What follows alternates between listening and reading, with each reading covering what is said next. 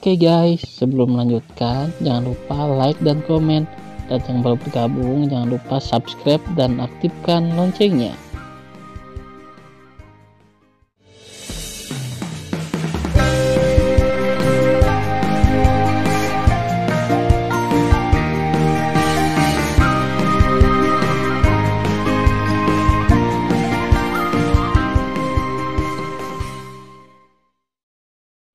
Episode 310. Tan Yun melihat menara sihir kota dan pikirannya penuh dengan bayangan Dongfang Yusu. Saat ini, Tan Yun memikirkan banyak masa lalu. Dia memikirkan Dongfang Yusu, dan 12 jenderal pahlawan besar, seperti Dewa Gurun, Dewa Naga Emas, Dewa Naga Ajaib dan Dewa 9 Surga Suan, yang menemaninya bersaing dengan semua kelompok etnis di dunia ilahi Hongmeng. Tan Yun tidak bisa melupakan bahwa Dongfang Yusu terluka parah berkali-kali selama perintah untuknya di surga. Berkali-kali di ambang kematian, berkeliaran di tepi hidup dan mati, dia diselamatkan oleh dirinya sendiri. Yusu, Tan Yun memejamkan mata, meneteskan air mata, dan hatinya sedih. Tuan biasa menyelamatkanmu berkali-kali. Namun, kali ini, tuannya tidak berdaya. Terkadang, aku membenci diriku sendiri lebih dari aku membenci si Yuan tertinggi dan kekacauan tertinggi. Pada saat itu hanya karena saya terlalu percaya pada Dua Supremi dan terlalu baik sehingga saya menyebabkan situasi saat ini. Tapi jangan khawatir, Tuan, Anda tidak akan mengulanginya dalam hidup ini. Tan Yun membuka matanya dan menatap ratusan juta pola arai terlarang di pintu menara. Dia menemukan bahwa larangan itu tidak pernah dilanggar. Pola arai terlarang dibuat oleh saya di masa lalu, dan tidak ada jejak untuk membukanya. Apa yang Sugeyu katakan? Ada pil ajaib di menara Dewa Iblis di kota. Itu omong kosong. Ketika Tan Yun datang ke menara ajaib di masa depan, dia masih tidak bisa memahami Dongfang Yusu dan tidak mengerti alkimia. Mengapa ada pil di menara dewa? Sekarang keraguan telah terpecahkan. Itu pasti dibuat oleh istana peri jiwa ilahi begitu saja. Karena mereka belum membuka menara iblis sama sekali, bagaimana mereka bisa tahu bahwa ada pil di dalamnya? Pada saat yang sama, keraguan baru datang lagi. Tan Yun cukup penasaran. Apa yang Yusu tinggalkan untuk dirinya sendiri di menara sihir kota? Pada saat ini, suara para murid datang dari belakang Tan Yun. Diamlah, semuanya. Dikatakan bahwa larangan yang ditetapkan oleh gerbang menara sangat sulit untuk dilanggar. Semua orang diam. Jangan ganggu kakak laki-laki bela diri Tan. Kemudian mereka diam dan fokus pada Tan Yun. Di mata orang-orang yang bingung, Tan Yun menempelkan tangan kanannya di pintu menara sesuka hati. Kemudian, ada badai di hati orang-orang. Kekuatan spiritual emas muda Tan Yun di tangan kanannya disuntikkan ke gerbang menara dan berubah menjadi kekuatan spiritual yang tipis, mengalir dengan cepat di sepanjang garis terlarang yang misterius dan berliku di gerbang menara. Ledakan. Tiba-tiba, suara keras berderu panjang terdengar di hutan, tetapi pintu menara, yang setinggi 10.000 kaki, bergemuruh terbuka. Ya Tuhan, kakak laki-laki bela diri Tan sangat kuat sehingga dia membuka larangan itu dengan mudah. Ya, ini luar biasa. Saya sangat mengagumi kakak senior Tan. Dalam tangisan kegembiraan, dan pemujaan para murid, cahaya menyilaukan meledak dari menara, menyebabkan kegelapan singkat di depan mereka. Ketika mata orang-orang kembali normal, mereka memperbaiki mata mereka dan menemukan bahwa pintu menara Dewa Iblis kota ditutup lagi. Dua saudara perempuan, apakah menurutmu ada pil ajaib di menara? Sue Zian memandang Mu Mengyi dan Zhong Wuxiao, dengan bintang-bintang kecil di matanya. Zhong Wuxiao bercanda, apakah kamu tahu kapan kakak iparmu keluar? Pada saat yang sama, saat Tan Yun memasuki gerbang menara, suara wanita yang akrab dan cantik berlama-lama di menara untuk waktu yang lama. Yusu, selamat datang Tuan. Yusu, di mana kamu? Tan Yun sangat bersemangat. Pada saat yang sama, dia sangat bingung.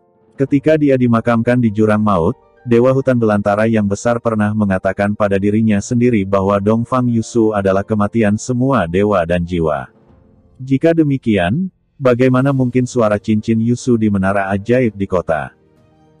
Ketika Tan Yun bingung, hantu seorang wanita dengan ketinggian 100 kaki dan sosok samar muncul di depan Tan Yun. Wanita itu mengenakan gaun kuning pucat panjang.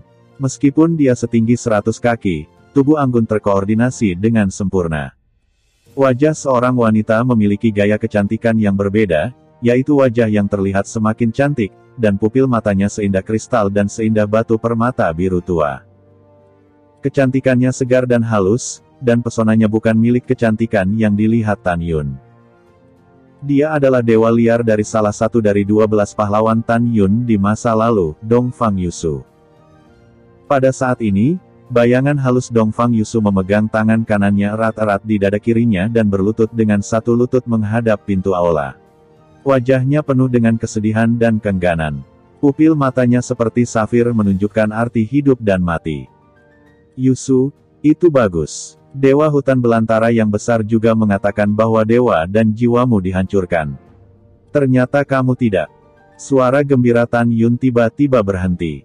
Karena dia menemukan bahwa mata Dongfang Yusu tidak melihat dirinya sendiri, tetapi di gerbang menara yang tertutup. Detail halus ini membuat Tan Yun sakit hati. Dia tahu bahwa Dongfang Yusu benar-benar mati. Saat ini, Yusu hanyalah gambar yang kental sebelum dia meninggal. Tebakan Tan Yun segera dikonfirmasi. Tetapi melihat Dongfang Yusu berlutut dengan satu lutut, wajahnya jelas menangis, tetapi tidak ada air mata yang mengalir. Tuan, ketika Anda melihat gambar Yusu, Yusu hilang. Menara sihir kota ini disempurnakan oleh Master untuk Yusu.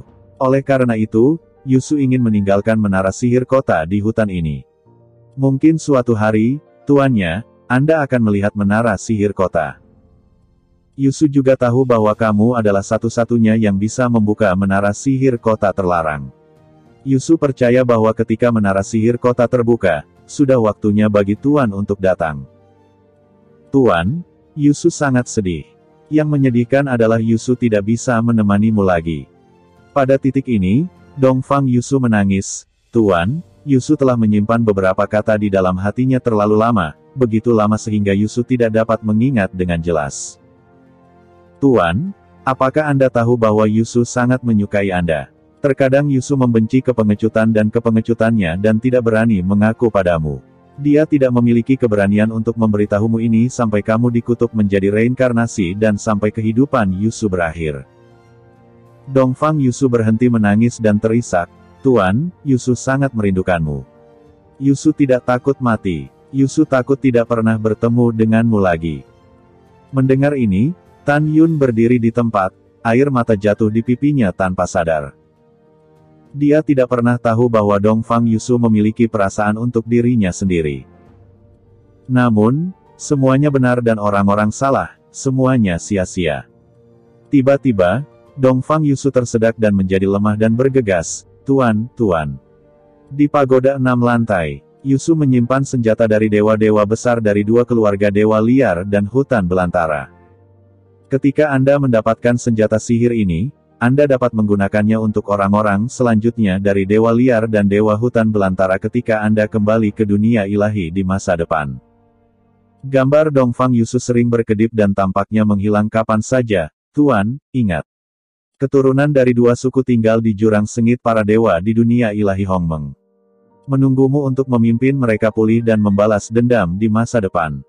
Selain itu, sebelum Yusu datang ke surga untuk menghukum daratan di zaman kuno, dia menyegel gumpalan rohku di monumen Dewa Zenyuan di jurang sengit para dewa. Dongfang Yusu belum selesai. Dalam tangisan kesedihan Tan Yun, dia pingsan tanpa terlihat. Yusu. Tan Yun melihat sekeliling lantai pagoda yang kosong dan merasa sangat kesepian di dalam hatinya. Tiba-tiba, Tan Yun sepertinya memikirkan sesuatu. Dia mendongak dan tertawa, gemetar kegirangan, haha. Para dewa sangat ganas. Para dewa itu galak. Keturunan kedua keluarga saya tidak hanya menunggu saya untuk kembali ke dunia ilahi Hongmeng di jurang para dewa yang ganas, tetapi Yusu juga menyimpan gumpalan jiwa ilahi dan menyegelnya di monumen Dewa Zenyuan. Oke, bagus. Yusu, kamu menunggu tuannya, dan tuannya akan menghidupkanmu kembali. Dengan hati yang melonjak, Tan Yun menginjak pedang terbang dan terbang ke menara Dewa 6 lantai. Sesaat kemudian, pedang kekaisaran Tan Yun jatuh di depan gerbang menara terbuka di lantai 6. Ketika Tan Yun melihat pemandangan di menara 6 lantai, pikiran sedih datang dari hatinya. Di hadapannya, ada kapak besar dan melorot besar di menara sihir 6 lantai dengan persegi 300.000 kaki, yang ditumpuk seperti gunung dengan noda darah. Alasan mengapa Tan Yun sedih adalah karena dia tahu bahwa kapak ilahi adalah senjata yang digunakan oleh keluarga dewa raksasa Hong Huang. Palu dewa adalah senjata yang digunakan oleh dewa raksasa liar. Melihat gunung kapak dan palu ilahi, Tan Yun tidak bisa tidak memikirkan dua keluarga dewa raksasa yang mati. Mengaum. Tan Yun meraung, mengubah kesedihan menjadi kekuatan pendorong untuk membalas dendam. Rambutnya beterbangan, dan kesadaran spiritualnya menyelimuti gunung kapak dan palu ilahi. Dia menemukan total 168.000 kapak ilahi dan 109.600 palu ilahi. Pada saat yang sama, Tan Yun menemukan bahwa semua roh di palu dan kapak mati. Tan Yun mengendalikan kapak dan palu ilahi untuk tiba-tiba menjadi lebih kecil. Setelah mereka menjadi seukuran telapak tangan, mereka melayang ke udara dan menjadi semburan ke cincin langit dan bumi. Artefak ini hanya dapat digunakan oleh keturunan Dewa Agung Hutan Belantara dan Dewa Besar Hutan Belantara yang memiliki kekuatan hutan belantara dan kekuatan hutan belantara. Tan Yun tahu bahwa hanya di masa depan dia bisa mencapai jurang sengit para dewa, menemukan keturunan dari dua dewa besar, memberi mereka artefak ini, dan kemudian memimpin mereka untuk bertarung di surga. Bertekad, Tan Yun melihat menara sihir kota Yusu yang telah dia sempurnakan di masa lalu dan bergumam pada dirinya sendiri, menara sihir kota tidak dapat diambil untuk saat ini, jika tidak maka akan mengganggu tingkat tinggi Istana Peri Roh. Hanya setelah Istana Peri Roh dihancurkan di masa depan, dapatkah itu diambil dengan pohon kehidupan. Setelah menarik napas dalam-dalam, Tan Yun menarik diri dari pintu menara lantai 6. Kemudian, tangannya menjentikkan dengan 10 jari, dan gumpalan kekuatan spiritual emas pucat terbang keluar dari ujung jarinya dan menembak kedua pintu menara yang terbuka. Tiba-tiba, garis-garis terlarang padat yang terukir di dua pintu menara seperti memberi kehidupan. Ketika mereka mulai berlayar dengan tidak teratur, pintu menara meraung dan tertutup. Menara ajaib di kota Yusu disempurnakan oleh Tan Yun di masa lalu. Secara alami, dia dapat dengan mudah memulai larangan pintu menara. Pada saat berikutnya, Tan Yun berturut-turut memulai larangan pintu menara di lantai 5, lantai 4, lantai 3 dan lantai 2, sehingga semua pintu menara di lantai 2 hingga 6 ditutup. Selanjutnya, Tan Yun membuka pintu menara pagoda lantai pertama dan melangkah keluar. Boom! Ketika pintu menara di lantai di belakangnya terbanting tertutup, kegembiraan lebih dari 3.000 murid Huang Fu Shengzong menelan Tan Yun seperti air pasang. Lihat, kakak senior Tan telah keluar. Ya, Anda berkata, apakah kakak laki-laki bela diri Tan mendapatkan pil ajaib? Omong kosong, kamu pasti mendapatkannya. Dalam hatiku, kakak senior Tan maha kuasa. Pada saat ini, Mu Mengyi di luar cahaya Dewa Iblis di kota, tiba-tiba melihat ke belakang dan berkata kepada ribuan 5 divisi murid perempuan, Tan Yun akan keluar. Tolong hindari. Mendengar pidato itu, ribuan murid membelakangi Tan Yun. Tujuan kembalinya wanita ke Tan Yun secara alami adalah untuk mengetahui bahwa Tan Yun tidak akan menutupi tubuhnya ketika dia bolak-balik melalui cahaya iblis di kota. Kemudian, dengan tubuhnya yang kuat, Tan Yun bolak-balik melalui cahaya ajaib menara. Ketika dia muncul di depan Mu Mengyi, dia mengenakan jubah ungu. Tan Yun, bagaimana kabarmu? Apakah ada pil ajaib di menara Dewa Iblis? Mu Mengyi menanyakan suara Tan Yun. Itu didengar oleh semua orang. Ribuan murid perempuan berbalik dan lebih dari 2.000 murid laki-laki memandang Tan Yun dengan harapan. Tan Yun memandang orang-orang, matanya kesepian, dengan lembut menggelengkan kepalanya. Aku hanya membuka pintu menara di lantai pertama, dan tidak ada apa-apa di menara di lantai pertama. Pintu menara lantai 2 melarang saya untuk mencoba. Aku tidak bisa membukanya dengan skill araiku saat ini. Tan Yun mengenal Mu Mengyi, Sue Zian dan Song Wuxiao. Secara alami, dia tahu bahwa apa yang dia katakan adalah kebohongan. Adapun apa yang dipikirkan orang lain, Tan Yun tidak peduli. Orang-orang kecewa dan memenuhi pipi mereka, tetapi kebanyakan orang masih percaya Tan Yun, dan hanya beberapa orang yang meragukan keaslian kata-kata Tan Yun. Mu Meng berbicara dengan tenang, berpura-pura kecewa dan berkata, karena kita tidak bisa membukanya, mari kita mulai mewarisi sumur kuno segera. Iya, itu satu-satunya cara. Tan Yun menjawab. Mu Mengyi menawarkan perahu roh, membawa orang-orang di udara, menaiki perahu roh, dan mengendarai perahu roh ke sungai darah para dewa lebih dari 20 juta mil jauhnya. Mewarisi sumur kuno, itu terletak di jurang di dasar sungai darah. Setengah bulan kemudian, Mu Mengbiu melaju keluar dari hutan dewa meteorit di perahu roh, 8 juta mil jauhnya dari sungai darah para dewa. Pada kecepatan ini, akan memakan waktu 10 hari untuk mencapainya. Pada saat yang sama, kekosongan di langit adalah kejutan. Ru Yanchen mengendarai perahu roh untuk mengapung di atas puncak yang menjulang tinggi seperti awan. Menurut slip giok di peta, sungai darah para dewa ada di antara pegunungan. Ru Yanchen mengendalikan perahu roh dan terbang di antara puncak Xiongfeng dengan kewaspadaan penuh. Setelah perahu roh tenggelam 1 juta kaki, dia melihat ke bawah, tetapi melihat danau berdarah yang tak berujung di pegunungan. Keheningan di danau yang dalam itu mengerikan. Tidak ada riak di permukaan danau. Tampaknya tidak ada makhluk hidup di danau. Ru Yanchen melihat ke bawah ke danau berdarah dan merasakan hawa dingin di punggungnya. Danau ini adalah sungai darah para dewa. Dikatakan bahwa di zaman kuno, selama perang para dewa jatuh dan darah mengalir ke sungai. Oleh karena itu disebut sungai darah para dewa. Tetapi dengan berlalunya waktu, setelah sungai darah mengering, itu dicuci oleh hujan yang tak terhitung jumlahnya.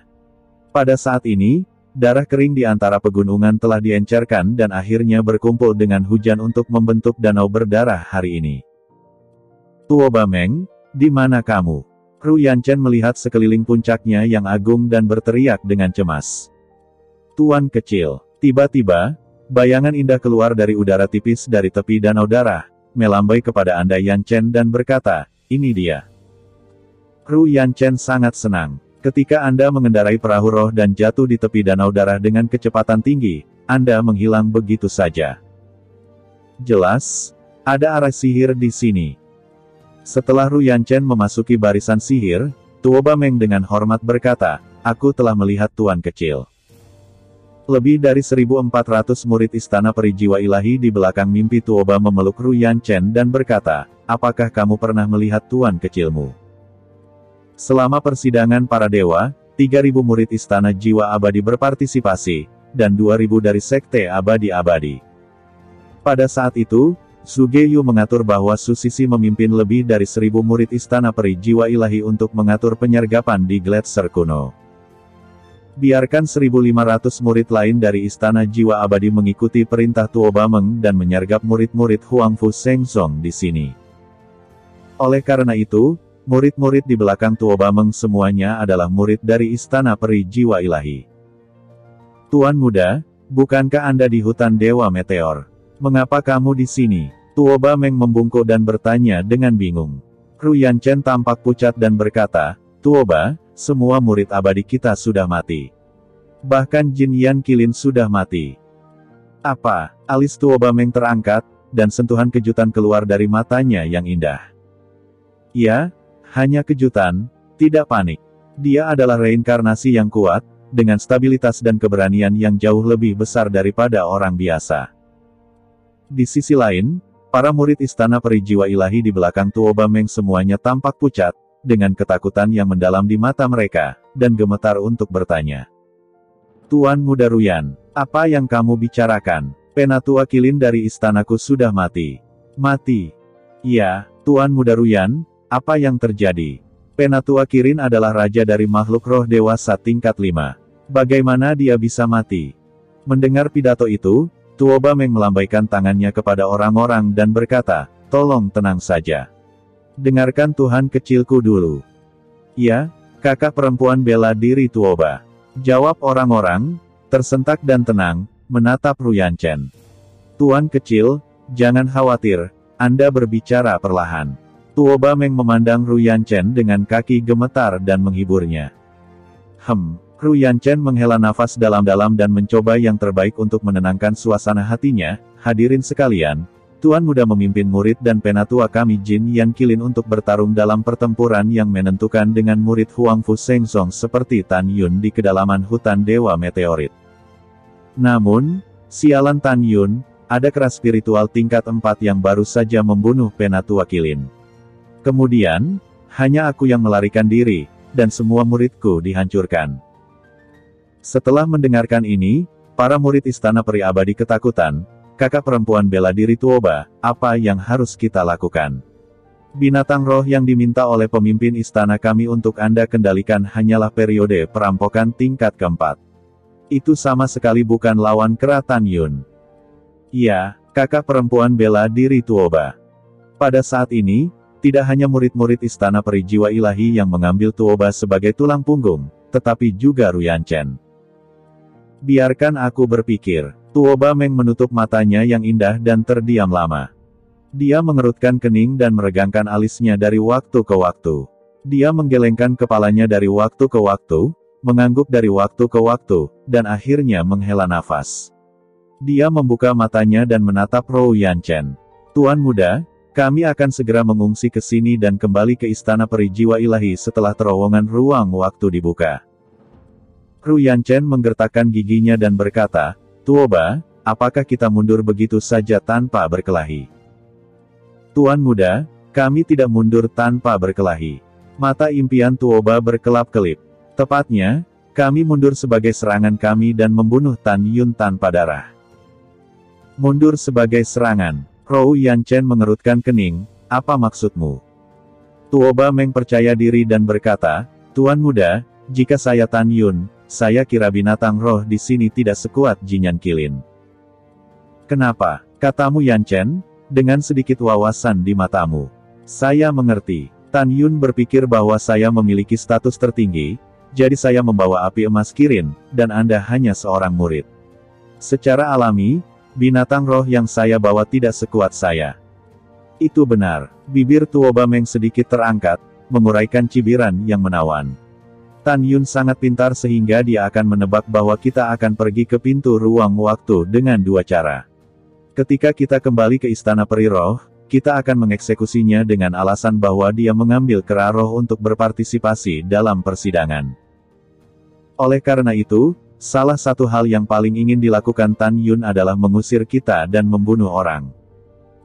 Setelah mendengarkan, Ruyanchen melihat mimpi Tuoba dengan persetujuan, tertawa, bertepuk tangan dan berteriak, Tuoba, kamu berkata dengan baik.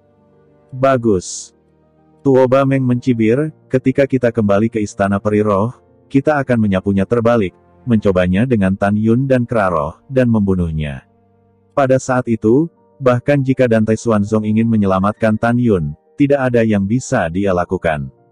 Bagaimanapun, istana peri roh bukanlah wilayah Huangfu Shengzongnya. Ruyanchen berkata sambil tersenyum muram, luar biasa. Hebat, Tan Yun sudah mati kali ini. Setelah tertawa, Anda Yanchen mengerutkan kening, Tuoba Meng, tetapi pada saat itu, Tan Yun juga mengatakan bahwa kami membawa binatang roh. Apa yang harus kita lakukan? Menurut aturan persidangan, kami juga akan dieksekusi. Mendengar pidato itu, mata Tuoba Meng berkata sinis, Tuan kecil, kami mengatakan bahwa murid-murid kami membawa binatang roh ke medan perang para dewa, dan para murid sudah mati. Cukup untuk memiliki orang mati tanpa bukti. Tuoba Meng, tapi, Ruyanchen berkata dengan cemas, tapi jelas bahwa itu akan dilihat oleh Dantai Xuanzong sekilas. Tuan muda, Anda dapat yakin.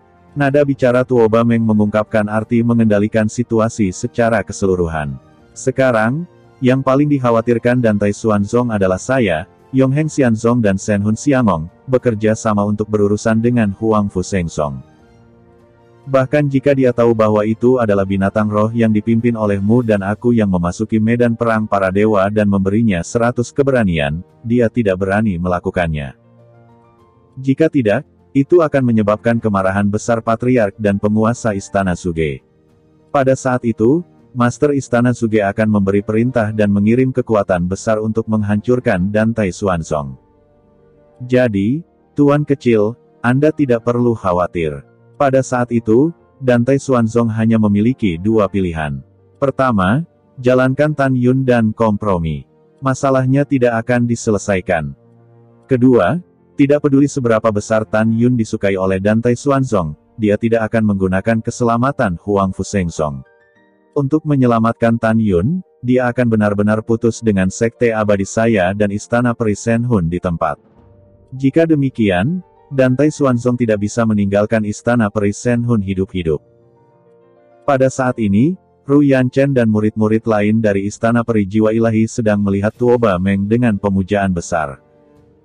Tuoba, menurutmu apa yang harus kita lakukan selanjutnya? Ru Yanchen bertanya. Tuoba Meng berkata sambil tersenyum, Tuan kecil, yang paling dikhawatirkan Tan Yun adalah bahwa beberapa dari kita akan kembali ke istana peri jiwa ilahi hidup-hidup. Dia berpikir bahwa kita akan pergi ke dua gunung peri ruang waktu dalam dua cara untuk mencapai tujuan, setidaknya satu pihak melarikan diri kembali ke istana peri jiwa ilahi. Jika aku tidak salah menebak, Tan Yun akan berjudi sekali. Para prajurit dibagi menjadi dua cara dan pergi ke dua gunung peri ruang waktu untuk membunuh kita. Namun, kita mungkin juga pergi ke arah yang berlawanan. Alih-alih pergi ke dua gunung peri ruang waktu dengan dua cara, kita hanya pergi ke satu. Ketika mereka mendengar pidato itu, wajah mereka sangat berubah. Seorang murid dari istana peri jiwa ilahi berkata dengan gelisah, kakak perempuan bela diri Tuoba, jika kita bersama dan bertemu dengan Tan Yun dan Keraroh, apakah kita tidak akan mati tanpa keraguan? Ya, kakak perempuan Tuoba. Semua orang setuju. Ru Yanchen juga menatap mimpi Tuoba dengan ketakutan. Tuoba mendengar pidato itu, dan sebuah gambar muncul di benak. Jika Tan Yun tahu gambar di benaknya, dia akan sangat bersemangat. Karena gambar di benak Tuoba bukanlah di tempat lain, tetapi kuil Hongmeng yang berdiri di puncak dunia ilahi. Saat ini, dalam pikiran Tuoba, seorang pria kuat duduk di kuil Hongmeng dan menjelaskan susunan yang tak terhitung jumlahnya untuk dirinya sendiri dan dewa-dewa lainnya. Setelah gambar itu terputus, Tuoba Meng berkata dengan sedih, Tuanku, tahun-tahun yang panjang seperti mimpi. Surga menghukum daratan yang luas. Pada siapa kamu bereinkarnasi? Bawahan, bagaimana saya bisa menemukan Anda? Memikirkan hal ini, Tuoba bermimpi membunuh peluang di matanya yang indah, dan berkata dengan bangga, meskipun saya tidak mahir dalam susunan, saya masih bisa mengatur susunan untuk mengendalikan kera Tan Yun. Selama kita mengendalikan kera roh, kita bisa memasuki terowongan ruang waktu untuk pertama kalinya. Hanya Tan Yun, dia tidak bisa menghentikanku. Kemudian, setelah Tuoba mendapatkan kepercayaan dari orang-orang, dia mengendarai perahu roh dan membawa orang-orang ke udara dan pergi ke kejauhan. Orang-orang menatap danau darah dengan enggan. Mereka memikirkan tes ini dan pergi sebelum mereka pergi untuk mewarisi sumur kuno. Mereka sangat menyesal. Hanya Tuoba, menghadap ke danau darah, mata yang indah penuh dengan penghinaan yang kuat. Dia meremehkan warisan di sumur kuno. Karena dia sombong, dia adalah yang paling kuat. Episode 300